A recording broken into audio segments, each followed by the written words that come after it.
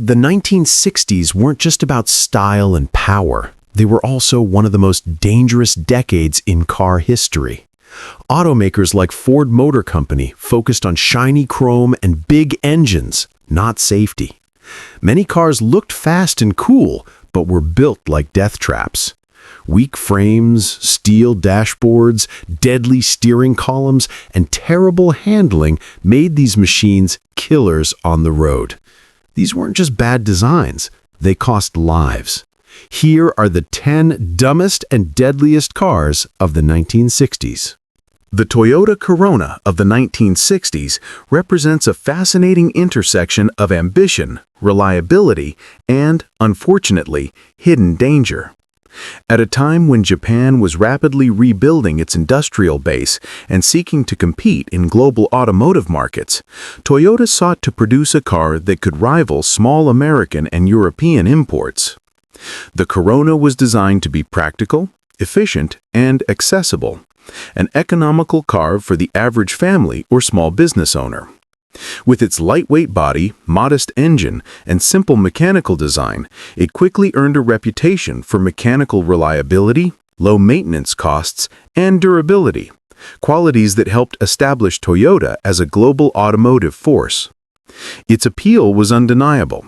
Families, business fleets, and export markets all embraced the Corona for its dependability and affordability. In many ways, it was the quintessential post-war Japanese car, practical, unassuming, and efficient. Yet beneath this veneer of dependability, the Corona harbored severe safety flaws that modern observers would find alarming. Unlike American sedans, which were often heavy and robust, but still dangerous in crashes, the Corona's lightweight construction made it exceptionally vulnerable in collisions. Its thin steel body panels and minimal reinforcement meant that even moderate-speed impacts could deform the cabin structure, transmitting the full force of a crash directly to the occupants. Frontal impacts were particularly hazardous. The rigid, non-collapsible steering column posed a risk of penetrating the driver's chest in an accident, and the dashboard offered no padding or energy absorption to protect passengers. Side impacts were similarly unforgiving. The narrow track and light frame made the car less stable, increasing the risk of injury or ejection during collisions. Rollovers, though not common in a car of this size, were often catastrophic when they occurred, due to the lack of reinforced roof structures. Tire blowouts, sudden evasive maneuvers, or even minor collisions on highways could escalate quickly into life-threatening events. The vehicle's small mass, which contributed to fuel efficiency and affordability, worked against the occupants in the event of a crash involving heavier vehicles. Highway accidents often resulted in serious injuries or fatalities, despite the Corona's otherwise solid reputation for reliability. Anecdotal accounts from the era describe drivers being thrown against the dashboard or steering column, with injuries far exceeding what one might expect from the modest speed of impact. Many passengers survived only by chance, underscoring just how little protection the car provided. The Corona's interior was similarly Spartan from a safety perspective. Seatbelts were optional in many models, and padded surfaces were almost non-existent. The steering column was a fixed steel shaft, and the dashboard, controls, and exposed hardware were all potential hazards in a collision. Unlike later vehicles, there were no crumple zones or engineered features to absorb kinetic energy. Even for a driver who was careful and restrained, the car itself could turn ordinary driving into a dangerous proposition, especially on the highways that were becoming more common in the 1960s. Despite these hazards, the car's reputation for reliability and low operating costs allowed its safety flaws to remain underappreciated at the time. Owners trusted their Coronas, often driving them at highway speeds, confident that the car would endure and perform without mechanical failure. Yet, in the absence of structural reinforcements or safety engineering, these highway journeys were not as safe as drivers assumed. Hundreds of accidents went unremarked, and fatalities were quietly absorbed into general traffic statistics, leaving the Corona's deadly potential largely invisible to the casual observer. Moreover, the Corona's influence extended far beyond its immediate production run.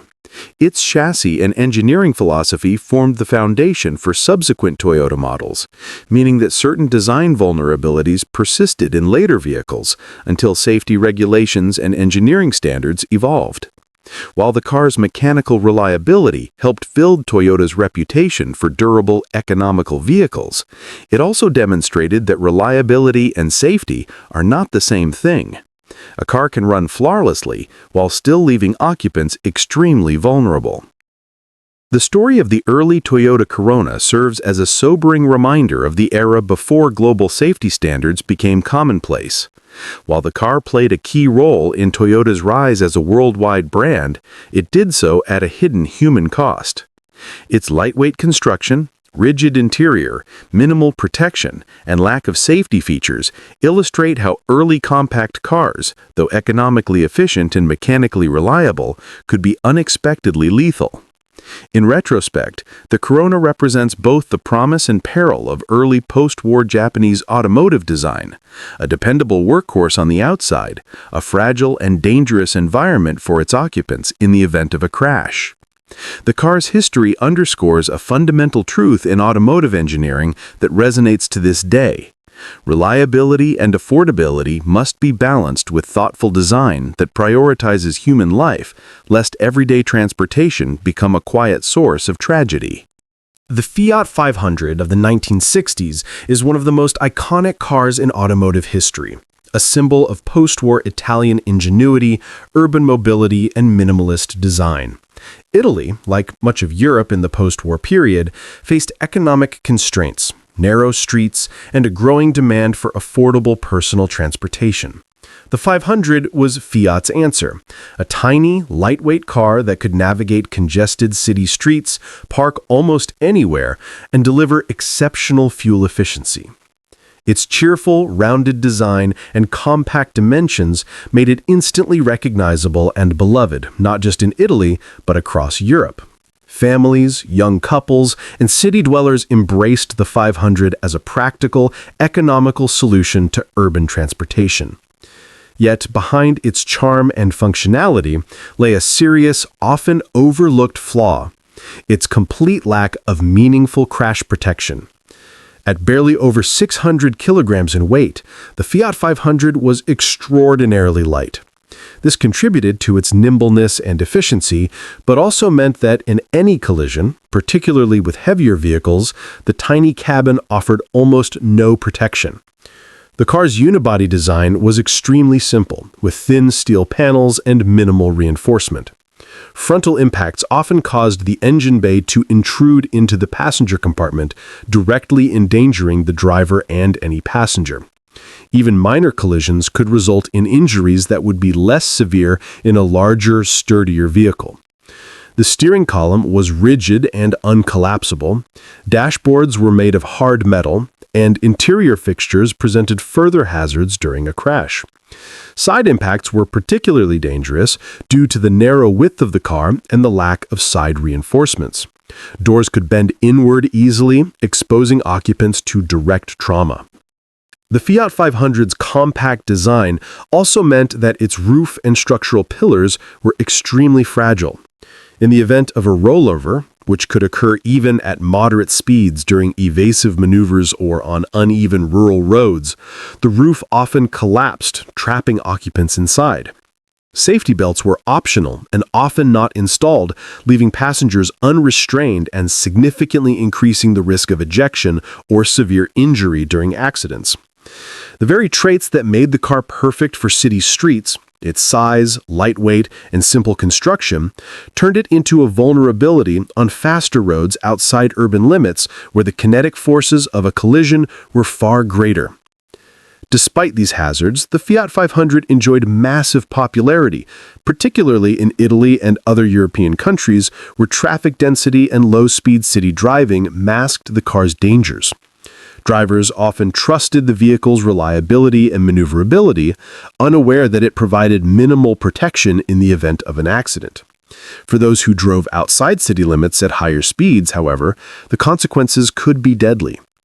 The car's success and ubiquity quietly amplified its human cost. Millions of units on the road translated to a steady number of injuries and fatalities, particularly as European highways expanded and traffic speeds increased during the 1960s. The Fiat 500's design also influenced a generation of microcars and compact urban vehicles. While later models and competitors gradually incorporated better safety features, the earliest 500s exemplified a period when automotive design in Europe prioritized economy, space efficiency, and affordability over crash protection. The combination of a fragile frame, lightweight, rigid interior fixtures, and optional or absent seatbelts created a vehicle that, while practical and charming, left drivers and passengers vulnerable in any serious accident. Survivors of accidents often described how the car seemed to fold up around them, offering almost no protection from impact forces. In this sense, the 500 exemplifies the tension in early automotive design between convenience and human safety. A tension that would only begin to be resolved with stricter European safety regulations in the decades that followed. The Fiat 500 remains beloved as a cultural and automotive icon, celebrated for its ingenuity, accessibility, and charm. Yet for historians, safety advocates, and accident investigators, it also serves as a stark illustration of how the pursuit of economy and compactness, when unaccompanied by thoughtful safety engineering, can leave occupants tragically exposed. Its history is a cautionary tale. A small car can be big on character, efficiency, and popularity, but without protection, it can be deadly in the blink of an accident. The Ford Thunderbird, first introduced in 1955, quickly became one of the most glamorous and aspirational cars in post-war America. Marketed as a personal luxury vehicle, it combined sleek, sweeping lines, extensive chrome trim, and a long, low-slung profile that epitomized the era's automotive style. Driving a Thunderbird was a statement of wealth, taste, and modernity. It was the kind of car that promised excitement, sophistication, and a sense of freedom on the open road. Yet behind its stylish exterior, the Thunderbird was built with a design philosophy that prioritized form and status over occupant protection, making it far more dangerous than its glossy image suggested. The car's rigid body and frame, while contributing to a smooth, stable ride and a sense of solidity, offered almost no energy absorption in a collision. Unlike later vehicles designed with crumple zones and reinforced passenger compartments, the Thunderbird's structure transmitted the full force of any crash directly to those inside. Frontal collisions were particularly deadly. The steering column consisted of a solid, non-collapsible shaft, which in accidents could penetrate the driver's chest or abdomen, causing catastrophic injuries or death. The dashboard was made of hard steel with sharp edges and exposed hardware, posing a significant risk to passengers in even moderately severe collisions. Side impacts offered no relief. The doors were thin, poorly reinforced, and susceptible to bending inward, leaving occupants exposed to injury or ejection. Rollover protection was virtually non-existent. The Thunderbird's low roofline and heavy body could contribute to a dangerous tipping moment during sudden swerves or evasive maneuvers. In the event of a rollover, the roof often collapsed, trapping passengers inside. Without seatbelts, which were optional and not widely adopted at the time, the likelihood of ejection or severe trauma increased dramatically. The combination of high speeds, powerful engines, and driver confidence, bolstered by the Thunderbird's sporty image, made accidents not only more frequent, but also more severe. Many drivers were drawn to the car for its luxury and performance, unaware that the very traits that made it desirable also amplified the danger in a crash. The car's popularity amplified the human cost of its unsafe design. Tens of thousands were sold annually throughout the late 1950s and 1960s, and its stylish image encouraged spirited driving, which in turn led to higher accident severity. Investigators and early automotive safety researchers noted that luxury cars like the Thunderbird were not inherently safer than mainstream sedans. In fact, their rigid construction and powerful engines often made collisions more catastrophic. Accidents that might have been survivable in more modern or safer vehicles frequently resulted in serious injuries or fatalities in Thunderbirds from this era. The interior, though sumptuous and well-appointed for comfort, offered almost no protection in emergencies. Seats were low-backed, often without proper restraints, and the cabin was filled with exposed metal surfaces that became lethal in crashes. Survivors of accidents involving early Thunderbirds often described being thrown against the dashboard or pinned by collapsing structures, with injuries far exceeding what one would expect from a vehicle of its size or speed. Even minor collisions could result in life-threatening trauma, illustrating the hidden dangers that lurked behind the car's alluring appearance. The Thunderbird's story is emblematic of a broader era in American automotive history, when style, luxury, and performance were celebrated at the expense of safety. It became a symbol not only of personal aspiration, but also of the risks inherent in vehicles built without meaningful occupant protection. The car's high sales and widespread cultural impact meant that many drivers experienced its hazards firsthand, often learning too late how unprotected they truly were. By the 1970s, growing awareness of vehicle safety and regulatory changes prompted automakers, including Ford, to begin introducing features such as energy-absorbing steering columns, seat belts, and reinforced structures. However, for the early generations of the Thunderbird, these improvements came too late for countless drivers and passengers. Today, the Thunderbird is celebrated as an iconic American car, a symbol of mid-century luxury and design excellence. Yet its legacy is inseparable from the grim reality of its construction. A car that looked safe and glamorous on the outside, but in the event of a crash, could be brutally unforgiving. For historians and automotive safety advocates, the Thunderbird remains a cautionary example of how aesthetics and performance can mask profound risks to human life, reminding us that even the most desirable vehicles of the past often carried hidden dangers beneath their polished surfaces. The Datsun Bluebird of the 1960s occupies a pivotal place in automotive history, both as a symbol of Japan's early post-war industrial resurgence and as an example of the dangers inherent in economy-focused car design. At a time when Japan's cities were rapidly modernizing and personal mobility was becoming increasingly essential, Nissan recognized the need for a small, reliable, and affordable vehicle that could navigate narrow streets, handle limited parking spaces, and meet the transportation needs of families, workers, and small business owners.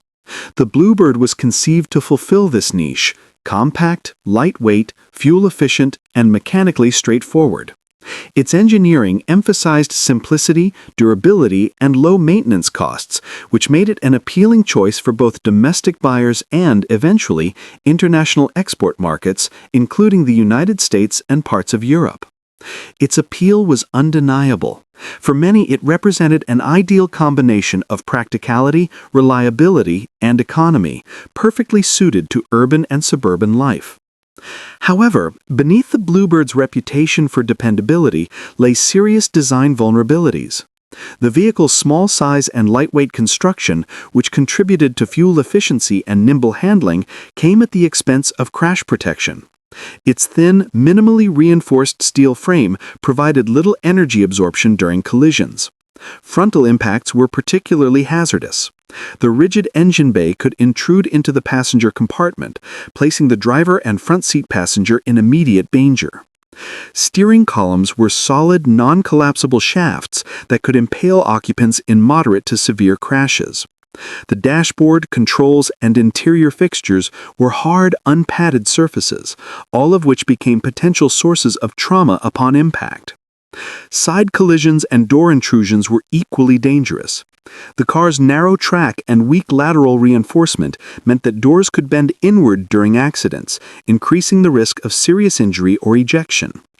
Even minor collisions that might have been survivable in heavier or more structurally sound vehicles often resulted in severe injuries due to the Bluebird's fragile construction. Highway driving exposed these vulnerabilities most dramatically. While the Bluebird's small size and lightweight frame made it ideal for city streets, it could not safely withstand the forces encountered at higher speeds on the increasingly prevalent expressways and rural highways of the 1960s. A sudden swerve to avoid an obstacle, a tire blowout, or even a minor collision with a heavier vehicle could result in catastrophic cabin deformation.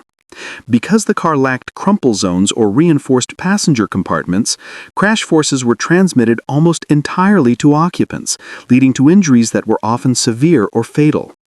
Rollover events, though less common in a small car, were particularly deadly. The roof structure was fragile, and the risk of occupant ejection was high, particularly since seatbelts were optional and often absent. The Bluebird's popularity paradoxically amplified its human toll. Its reputation for reliability and low maintenance costs meant that it was driven frequently and confidently, often on roads and at speeds that the car's safety engineering could not support. Its success in Japan and in international markets made it a common sight on highways and city streets alike, quietly putting a large number of drivers and passengers at risk. Many of the car's design flaws were inherited by subsequent Datsun models, as Nissan used the Bluebird's architecture and mechanical components as a foundation for later vehicles. This meant that vulnerabilities in the 1960s Bluebird influenced the safety of multiple generations of cars until structural improvements and evolving safety standards were implemented. Eyewitness accounts and accident reports from the era vividly illustrate the car's fragility. Drivers involved in collisions frequently reported that the vehicle collapsed upon impact, with the cabin crumpling in ways that left occupants trapped or severely injured. High-speed crashes could easily result in broken bones, head injuries, or chest trauma, often far beyond what would have been expected given the apparent size and speed of the vehicle at the moment of impact. Even careful, experienced drivers could fall victim to the car's vulnerabilities, as the lightweight frame simply could not withstand forces that were survivable in larger, more robust vehicles. The Bluebird's history also sheds light on the broader state of automotive safety in the 1960s. In Japan, as in much of the world, regulatory oversight and safety standards were minimal. Economy cars were judged primarily on reliability, fuel efficiency, and affordability, not on crashworthiness or occupant protection. The Bluebird embodies this philosophy. It was an exemplary economic vehicle, remarkably reliable for its size and simplicity, yet it left drivers and passengers dangerously exposed in any serious accident. Its story highlights the tension between efficiency and safety, showing how vehicles that excel in one domain can simultaneously fail catastrophically in another. Despite its flaws, the Datsun Bluebird played an instrumental role in Nissan's evolution and in the global spread of Japanese automotive technology. Its mechanical reliability and affordability helped the company establish a foothold in foreign markets, laying the groundwork for models that would eventually include more robust and safer designs. Its influence extended far beyond the 1960s, shaping both Datsun and Nissan's approach to small car engineering. Yet its legacy also carries a cautionary note. The same characteristics that made it ideal for city life, lightweight construction, simplicity, and compact size, also rendered it dangerously unprotected in collisions, particularly at higher speeds. In retrospect, the 1960s Datsun Bluebird stands as both a symbol of ingenuity and a warning. It demonstrates how early compact cars could provide remarkable economy and reliability while simultaneously exposing drivers and passengers to hidden risks. The Bluebird story reminds us that practical engineering, affordability, and mechanical dependability, while admirable, are insufficient if they come at the expense of human safety. For historians, safety advocates, and automotive enthusiasts, the Bluebird is a case study in how a car can be celebrated for its utility and reliability, yet remain quietly lethal on the road, a testament to the critical importance of integrating safety into every aspect of vehicle design. The MG MGB, produced from 1962 to 1969, is remembered today as one of the quintessential British sports cars, a symbol of carefree driving, elegance, and the thrill of the open road. With its low-slung body, curvaceous fenders, and compact two-seat layout, the MGB epitomized the post-war fascination with small, sporty roadsters that combined nimble handling with a stylish appearance. Enthusiasts were drawn to its peppy four-cylinder engine, responsive steering, and the sheer joy of driving a lightweight, open-top car. On scenic country roads or winding coastal highways, the MGB promised freedom, excitement, and a connection to the road that few larger vehicles could provide. Its combination of style and affordability made it one of the most popular British sports cars exported to the United States and other markets, where it became an icon of youthful motoring. Yet beneath this appealing exterior, the MGB concealed a deeply troubling reality. It offered minimal protection to its occupants in the event of a crash. The car's lightweight construction, which contributed to its agility and performance, left little room for energy absorption during collisions. Frontal impacts posed a significant threat because the cabin was narrow and closely packed around the driver and passenger, with rigid metal components that transmitted force directly to the occupants. The steering column was fixed and non-collapsible, creating a risk of impalement or severe chest trauma in even moderately severe crashes. Interior fixtures, dashboards, pedals, and gear levers were made of hard materials with little cushioning, turning minor accidents into potentially life-threatening events.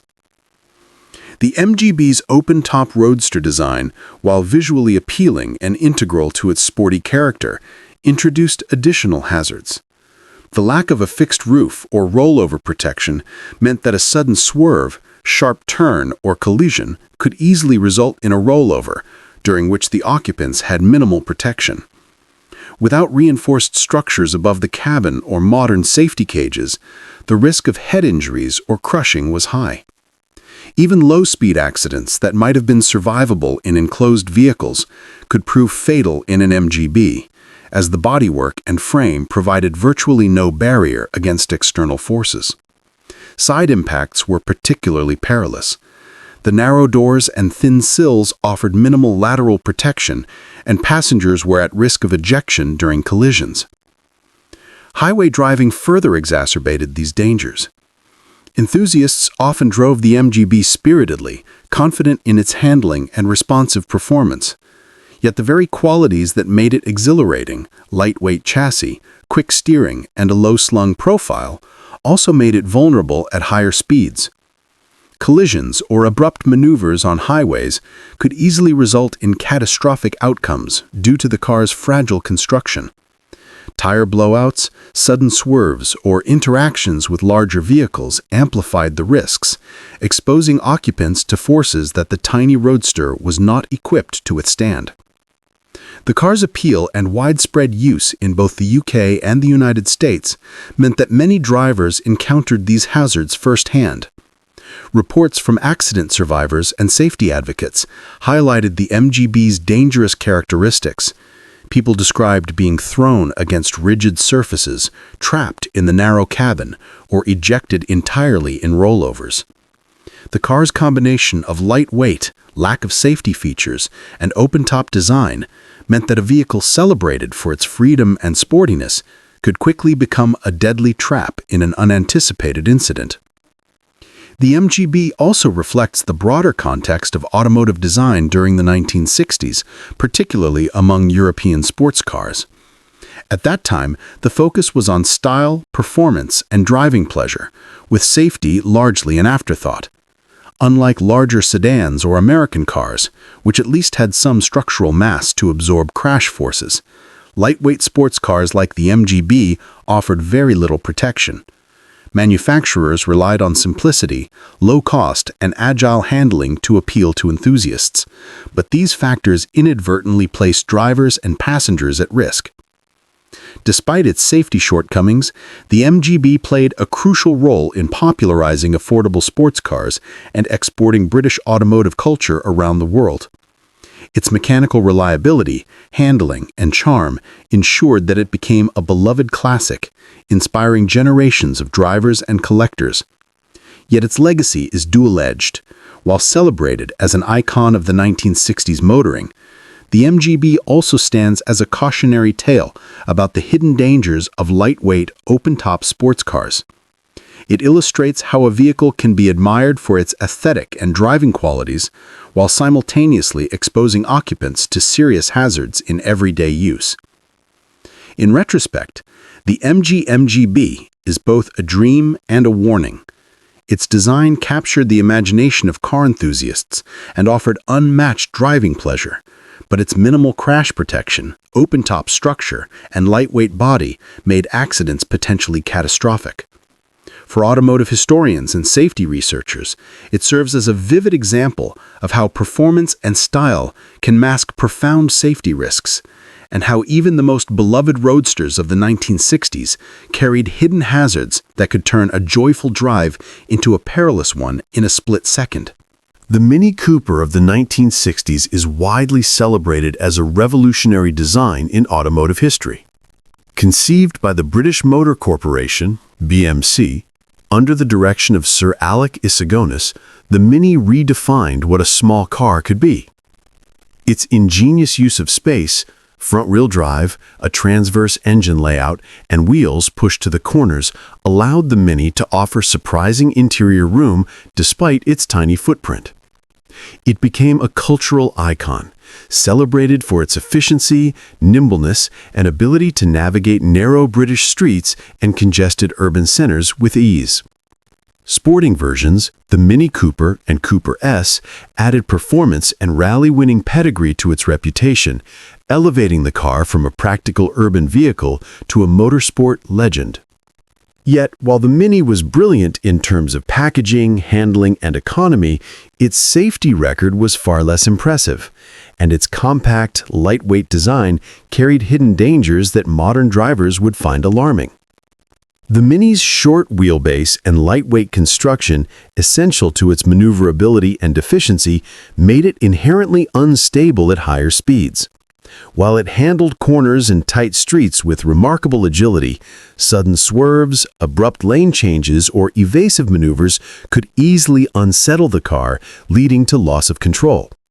On open roads and highways, where British motorways were expanding and speeds were higher, the Mini's small size and low mass made it particularly vulnerable to instability, especially when interacting with larger, heavier vehicles. Its diminutive size also made it less visible on the road, increasing the likelihood of collisions with trucks, sedans, and other vehicles whose weight and mass could overwhelm the Mini in an accident. Collisions involving Minis often proved catastrophic due to the car's minimal structural protection. The body panels were thin, and the cabin offered limited energy absorption. Frontal impacts could transmit forces directly to occupants, while side collisions were especially perilous because there were no reinforced doors or side impact beams. The car's lightweight roof and lack of crumple zones meant that any rollover or tip-over could result in severe injuries, as the cabin offered little resistance against crushing forces. Steering columns were rigid, interiors contained hard surfaces, and seatbelts, though increasingly available, were not universally used in early models, compounding the danger. Even seemingly minor impacts with larger vehicles could have disproportionate consequences, as the Mini's small frame and low weight offered little protection from kinetic forces. Despite these vulnerabilities, the Mini's popularity continued to soar. Drivers were captivated by its practicality, charm, and driving fun, often overlooking or underestimating the risks associated with its small size. It became a favorite among urban commuters, young drivers, and motorsport enthusiasts alike. Rally drivers demonstrated its remarkable performance and resilience, but in everyday traffic, the Mini's advantages in maneuverability and efficiency came at a cost. The vehicle simply could not offer the same level of protection as larger, heavier cars. Highway accidents, particularly those involving trucks or larger sedans, frequently resulted in serious injury or death, revealing the deadly consequences of prioritizing economy and space efficiency over structural safety. The Mini Cooper's design also influenced future compact cars worldwide, establishing a blueprint for small, efficient vehicles that prioritized interior space and low running costs.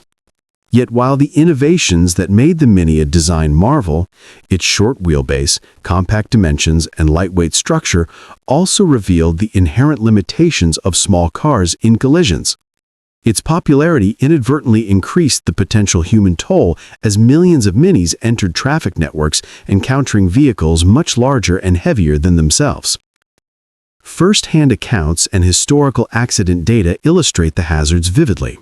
Survivors describe the car crumpling instantly when struck by larger vehicles or being thrown against rigid interior components during collisions. High-speed swerves or loss of control incidents could result in severe injuries, demonstrating that a car celebrated for its clever engineering and space efficiency could also be unexpectedly lethal under certain conditions. The Mini Cooper's story is a study of contrasts. On one hand, it was a triumph of design, efficiency, and urban practicality, earning a permanent place in automotive history and popular culture. On the other hand, it was a reminder that innovation in size and economy does not automatically equate to safety. Its compact footprint, while revolutionary, came with vulnerabilities that modern safety features would later seek to mitigate. Its legacy is thus dual. Celebrated for its ingenuity, yet cautionary for its hidden risks, showing that even the tiniest cars can carry the gravest dangers when safety engineering is limited. The Volkswagen Beetle of the 1960s is one of the most recognizable and beloved cars in automotive history. Its distinctive rounded shape, rear-mounted air-cooled engine, and minimalist design made it a symbol of economy, practicality, and unpretentious charm. Developed in Germany before World War II and mass-produced in the post-war era, the Beetle became a global phenomenon, widely exported to the United States and other markets. It was small, easy to drive, fuel-efficient, and mechanically simple, which made it affordable for families, students, and first-time car buyers.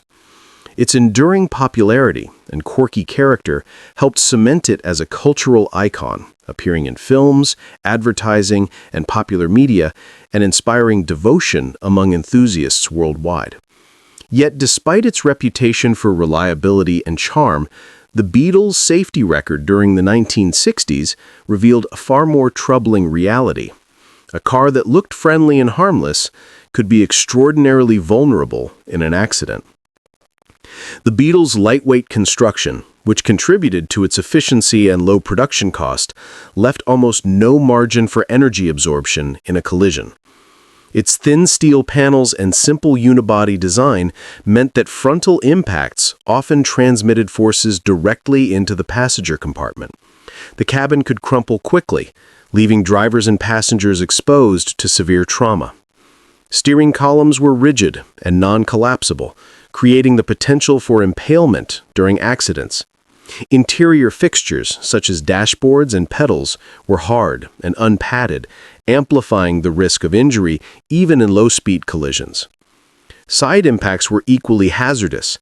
The doors lacked reinforcement, and the narrow track offered little lateral protection, making it possible for occupants to be struck directly by intruding metal or ejected from the vehicle. Highway travel exacerbated these vulnerabilities. While the Beetle excelled in city streets and low-speed urban driving, the lightweight structure could not withstand the forces encountered at higher speeds. Sudden evasive maneuvers, collisions with larger vehicles, or even tire blowouts could result in catastrophic consequences. The car's rear engine layout, while providing traction and space efficiency, did not meaningfully improve crash survivability, and the minimal crumple zones offered little mitigation of impact forces. Rollovers, though less frequent due to its low center of gravity, still posed serious dangers because the roof and structural pillars were thin and easily deformed. Early Beetles often lacked seat belts entirely, leaving occupants unrestrained and further increasing the likelihood of injury or death during accidents. Despite these hazards, the Beetle's global popularity soared. Its mechanical reliability and low running costs made it an attractive option for millions of drivers, and its cheerful design encouraged spirited driving. Owners often trusted the car's durability without fully understanding its vulnerabilities, particularly when driving on highways or in regions where higher speed travel was common. Its success, paradoxically, amplified the human toll. The sheer number of Beetles on the road meant that even statistically rare accidents could involve large numbers of casualties, and the car's fragile structure often turned survivable incidents into fatal ones. Historical accounts from accidents involving Beetles highlight the dangers inherent in its design. Drivers and passengers reported being trapped or crushed as the cabin deformed around them. Frontal collisions frequently resulted in severe chest and head injuries, as there was little structural protection between the occupant and the colliding object. Side impacts and collisions with larger vehicles, trucks, sedans, or buses, were especially dangerous due to the Beetle's minimal mass and lack of reinforcement. Even careful drivers could find themselves in life-threatening situations, as the car's charm and reliability masked its fragility. The Beetle also serves as an example of the broader automotive philosophy of its era, when economy, simplicity, and reliability often outweighed considerations of crashworthiness. European small cars of the 1960s were primarily designed for city driving, short commutes, and minimal fuel consumption. Safety features like crumple zones, reinforced cabins, collapsible steering columns, and seatbelt mandates were only beginning to emerge, particularly in export markets like the United States. In this context, the Beetle's vulnerabilities were not unique, but its immense popularity made its shortcomings particularly consequential. The legacy of the 1960s Volkswagen Beetle is thus dual-faceted.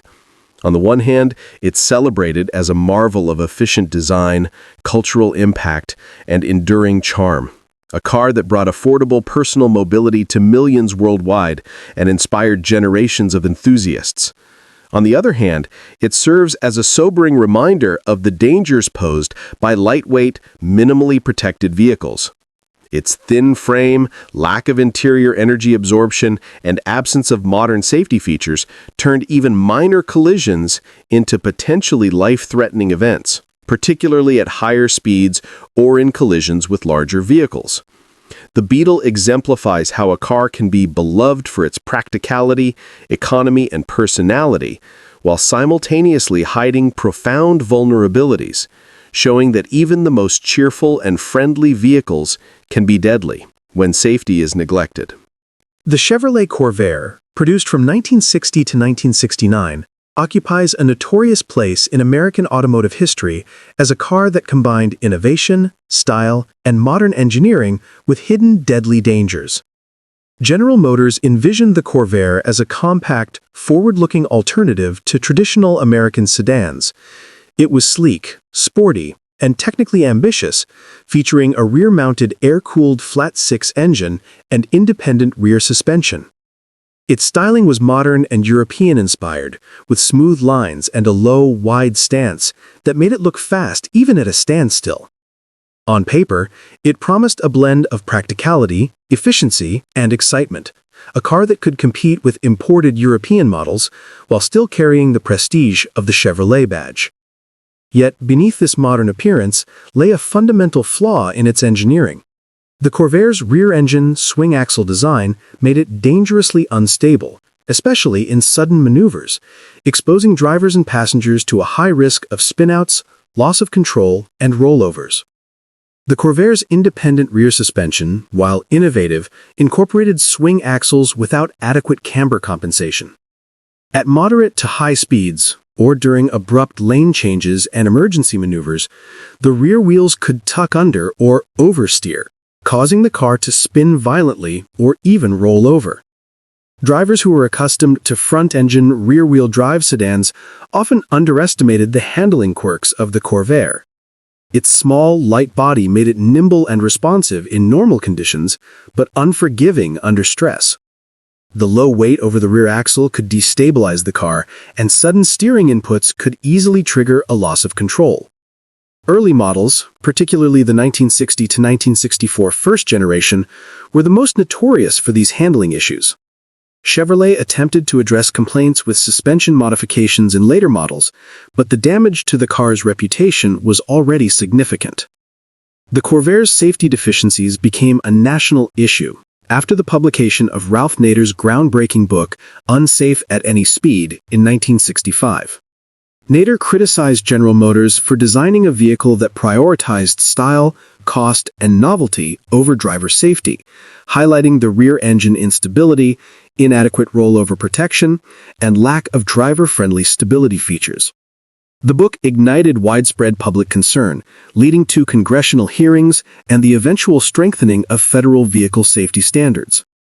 The Corvair, once celebrated for its innovation, became synonymous with avoidable danger, a modern-looking car that concealed lethal flaws beneath its sleek exterior. Accident reports and driver testimonials from the era underscored the real-world consequences of the Corvair's design. Drivers often recounted sudden spins on highways, sometimes resulting in catastrophic rollovers, especially when drivers overcorrected or attempted emergency maneuvers. The car's body structure offered minimal protection in these scenarios. Doors were thin, the roof structure was not reinforced for rollover safety, and the interior contained hard metal surfaces that could cause serious injury upon impact. Seatbelts were optional in early models, leaving occupants vulnerable to ejection during rollovers or collisions. In many cases, what might have been a survivable mishap in a conventional sedan became fatal in a Corvair, due to the combination of instability and weak occupant protection. Despite these dangers, the Corvair attracted enthusiastic buyers, drawn by its modern styling, economical performance, and European-inspired engineering. It was praised for its fuel efficiency, handling under normal conditions, and air-cooled engine, which eliminated concerns about overheating or radiator maintenance. Its popularity in urban and suburban America was significant, and it played a key role in General Motors' strategy to compete in the compact car market, particularly against the Volkswagen Beetle. However, its market success could not fully obscure the growing awareness of its flaws. Media scrutiny, combined with publicized accidents, gradually eroded consumer confidence. The Chevrolet Corvair illustrates the perils of valuing innovation and style over fundamental safety. Its story is both technical and cultural. It demonstrates how advanced engineering, rear-mounted engines, independent suspension, and lightweight design can backfire when safety considerations are neglected. It also shows how public perception and regulatory oversight can reshape the fortunes of an automobile. The controversy surrounding the Corvair directly influenced the establishment of stronger federal safety standards in the United States, including rollover protection, handling stability, and crash testing requirements, leaving a lasting legacy on the entire automotive industry. Ultimately, the Corvair remains a paradoxical icon. It was a car ahead of its time in terms of engineering ambition and design sophistication, yet it was a vehicle that could betray its driver in a fraction of a second. Its reputation as stylish, modern, and compact was inseparable from the grim reality of its instability and rollover risk. For automotive historians and safety researchers, the Corvair stands as a cautionary tale, a reminder that even technically advanced and aesthetically pleasing vehicles can be deadly when safety engineering is compromised. Its history underscores the critical lesson that innovation, while essential to progress, must never come at the expense of the most basic responsibility in automotive design, the protection of human life. The Ford Falcon, produced between 1960 and 1970, was marketed as America's answer to the growing demand for compact, practical, and economical vehicles. At a time when smaller, more fuel-efficient cars were gaining popularity in response to rising urban congestion and the success of imported vehicles, the Falcon promised affordability, reliability, and straightforward functionality. Its clean, conventional styling, simple mechanics, and roomy interior for a compact car made it an attractive option for families, first-time car buyers, and those seeking a sensible alternative to the bulkier, full-size sedans that dominated American streets. Yet beneath its unassuming, practical exterior lay a vehicle whose structural weaknesses and hidden hazards made it far more dangerous than its public image suggested. The Falcon's frame and body structure were thin and minimally reinforced, designed primarily to reduce weight and production costs. In the event of a frontal collision, the thin steel crumpled with alarming ease, allowing the engine compartment or front structure to intrude into the passenger cabin. This left drivers and passengers vulnerable to direct trauma, particularly to the chest and legs. Compounding this hazard was the Falcon's steering column, which consisted of a rigid, non-collapsible shaft. In collisions, it could act as a literal spear, impaling the driver and causing severe or fatal injuries. Side impacts were also perilous. The doors were weakly reinforced with flimsy latches that could fail under stress, allowing passengers to be ejected during even moderately severe accidents. The combination of these design flaws meant that collisions, even at relatively low speeds, could result in injuries far beyond what one might expect from a compact, economical car. The Falcon's shortcomings were exacerbated by its popularity. Millions of units were sold throughout the 1960s, making it one of Ford's most widely driven compact cars. Its ordinary, non-threatening appearance led drivers to underestimate the risks they faced, particularly in an era before seatbelts became standard and crashworthiness was heavily regulated. Families, young professionals, and suburban commuters relied on the Falcon for everyday transportation, unaware that its structural vulnerabilities could transform a minor accident into a life-threatening event. The car's sales success inadvertently amplified its human toll. The more widely it was driven, the greater the number of people exposed to its hidden dangers. Eyewitness accounts and accident reports from the period reveal the real-world consequences of these flaws. Drivers described the cabin collapsing around them in frontal collisions, with the rigid steering column causing serious chest injuries. Door latches frequently failed during side impacts, leading to passengers being thrown from the vehicle. Even careful, law-abiding drivers could fall victim to these hazards, as the Falcon's thin frame offered little protection against the forces generated by collisions with larger, heavier vehicles on highways or urban streets. The car's lack of interior padding, weak roof structure, and minimal occupant protection contributed to a pattern of injuries and fatalities that quietly mounted over the decade. The Falcon's influence extended beyond its production years. It provided the platform for the first-generation Mustang, which inherited some of the Falcon's mechanical architecture and design choices. This meant that certain safety vulnerabilities, particularly related to frame rigidity and steering column design, persisted in subsequent models until regulations and engineering improvements addressed them. In this way, the Falcon's design flaws had a ripple effect, shaping the safety challenges faced by a generation of early Ford vehicles. From a historical perspective, the Falcon illustrates the tension between economy, practicality, and safety that defined the automotive landscape of the 1960s. Manufacturers like Ford prioritized cost efficiency, production speed, and market appeal over structural integrity and crash protection. Compact cars were celebrated for their affordability and maneuverability, but these advantages often came at the expense of occupant safety. The Falcon serves as a stark reminder that vehicles that appear ordinary, practical, and unassuming can harbor hidden dangers capable of turning routine drives into potentially deadly experiences. The Ford Mustang, first unveiled in April of 1964 and widely available as the 1964.5 model, instantly captured the hearts and imaginations of the American public, transforming not just the automotive landscape, but the very notion of what a personal car could represent. It was marketed as an affordable, stylish, and sporty vehicle that could appeal to young buyers, families seeking something exciting, and anyone desiring a combination of performance, flair, and practicality. The Mustang's design, characterized by its long hood, short rear deck, aggressive stance, and swooping lines, conveyed speed and power even when parked.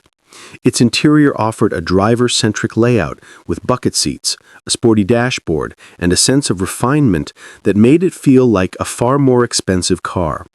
Performance options were wide-ranging. Buyers could choose from a variety of engines, from the modest inline-six to the throaty V8s, allowing for customization that suited daily driving, spirited weekend outings, or even motorsports. From its inception, the Mustang was not just a car, it was a cultural statement, a symbol of youth, freedom, and the open road, capturing the optimism and rebellion of mid-1960s America. Its debut generated enormous public excitement, with pre-orders surpassing expectations and media coverage highlighting the car as the automotive equivalent of a phenomenon. Yet for all its glamour and excitement, the Mustang concealed a series of deeply concerning structural and mechanical vulnerabilities that rendered it far more dangerous than its exhilarating image suggested. At the core of the Mustang's engineering was the Ford Falcon platform, a compact car chassis originally designed for economy and simplicity, not crashworthiness. While leveraging this platform allowed Ford to produce the Mustang at a competitive price and accelerate development, it also inherited the Falcon's structural weaknesses. The front-end structure was minimal, with thin steel components and little reinforcement to absorb collision energy. In a frontal impact, the engine bay and surrounding structure could collapse into the passenger compartment, transmitting forces directly to the driver and front seat passenger. The steering column, another carryover from the Falcon, was a rigid, non-collapsible shaft that could impale occupants in moderate to severe crashes. Side impacts posed their own dangers. The doors were inadequately reinforced, and the latching mechanisms were flimsy enough to fail under collision forces, often resulting in ejection from the vehicle. Even the windshield and roof structure, while visually attractive, offered little resistance to intrusion in rollovers or severe collisions. These flaws collectively made the Mustang highly vulnerable in accidents, particularly at highway speeds, despite its image as a safe, modern, and fun-to-drive car. The Mustang's image as a sporty, high-performance vehicle exacerbated its hidden dangers. Its lightweight, responsive steering, and nimble handling encouraged spirited driving, often by younger or less experienced drivers. On city streets, the car's agility made it enjoyable and easy to handle. On highways and country roads, however, its lightness and narrow track could amplify instability during sudden maneuvers. High-speed swerves, emergency braking, or abrupt cornering could quickly exceed the car's mechanical limits, leading to loss of control or accidents far more severe than they would have been in heavier, better reinforced vehicles. Its compact dimensions, while contributing to urban convenience, meant that collisions with larger American sedans, trucks, or utility vehicles could be particularly devastating, as the Mustang's lightweight body offered little protection against the kinetic energy of larger vehicles. Statistical and anecdotal evidence from the 1960s and early 1970s underscores the Mustang's risks. Many drivers involved in frontal collisions suffered severe chest, abdominal, or head trauma due to the combination of weak front-end structure and the rigid steering column. Side collisions frequently resulted in partial or complete ejection through doors that had failed under impact. Even minor accidents could cause injuries that would have been far less likely in sturdier sedans of the era. These outcomes were not isolated. The Mustang's massive popularity, millions sold in just a few years, meant that a significant number of drivers and passengers experienced its hidden dangers firsthand. Popularity in this case translated to exposure, creating a widespread but often unrecognized safety problem. The Mustang also influenced the broader trajectory of American automotive design. By building a sports-oriented vehicle on a compact, economy-based chassis, Ford demonstrated that style and performance could be delivered affordably, but also highlighted the limits of adapting economy platforms for high-performance applications without corresponding safety enhancements. Later generations of the Mustang, along with other pony cars inspired by its success, gradually incorporated stronger frames, improved door latches, and collapsible steering columns. But the early models remained exposed to the vulnerabilities inherent in the original design. This dual legacy, a cultural icon and a structurally compromised vehicle, illustrates the tension between aesthetics, performance, affordability, and human safety that defined mid-20th century automotive engineering. First-hand accounts from drivers and crash survivors further illuminate the Mustang's hidden risks. Many described vehicles folding around occupants in frontal collisions, with steering columns impaling the driver and hard interior surfaces exacerbating injuries. Side impact accidents were particularly hazardous, with doors failing to contain passengers and thin structural panels collapsing under force. Even when seatbelts were worn, the car's minimal reinforcement could not prevent serious trauma. In rollovers, the roof offered little resistance, and the lightweight body could twist and crumple unpredictably. In short, the Mustang's thrills and aesthetic appeal often masked a deeply unsafe reality, one that could transform a moment of fun into a life-threatening event in the blink of an eye. The Ford Mustang of 1964 to 1973 therefore stands as both an emblem of American optimism, youth culture, and automotive innovation, and as a cautionary tale about the perils of prioritizing style, excitement, and affordability over human safety. It demonstrates how a car can capture imaginations, dominate pop culture, and redefine a segment of the automotive market while simultaneously concealing hazards that endangered the very people drawn to its allure. Its lightweight Falcon-based structure, rigid steering column, weak doors, and lack of modern crash protection turned an icon of freedom into a vehicle that could betray its occupants in severe accidents. For automotive historians, safety experts, and enthusiasts, the Mustang represents a dual legacy, a thrilling, beloved classic, and a stark reminder that even the most celebrated cars can harbor hidden, deadly risks beneath their glamorous exteriors. The Mustang story reinforces an enduring lesson that innovation and allure must be balanced with engineering foresight, because the cost of neglecting safety can be measured in human lives.